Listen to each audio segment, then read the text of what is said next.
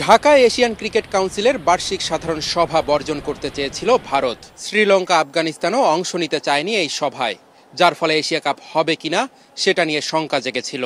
অবশেষে একটি 5 তারকা হোটেলে সফলভাবেই হলো এসিসির এজিএম, যেখানে ভারত ও শ্রীলঙ্কার ভার্চুয়ালি অংশগ্রহণ সহ ছিল আরও 25টি দেশের প্রতিনিধিরা।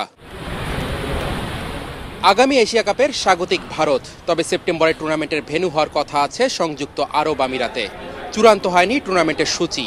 এসিসি চেয়ারম্যান জানিয়েছেন ভারতের সঙ্গে আলোচনার পরই এশিয়া কাপের ব্যাপারে সিদ্ধান্ত।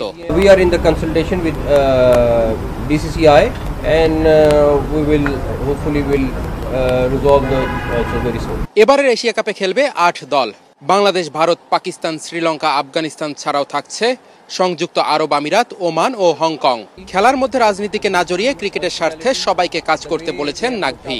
আর এসিসির এজিএম আয়োজনে আতিথেয়তার জন্য ধন্যবাদ দিয়েছেন বাংলাদেশকে। This is a normal thing.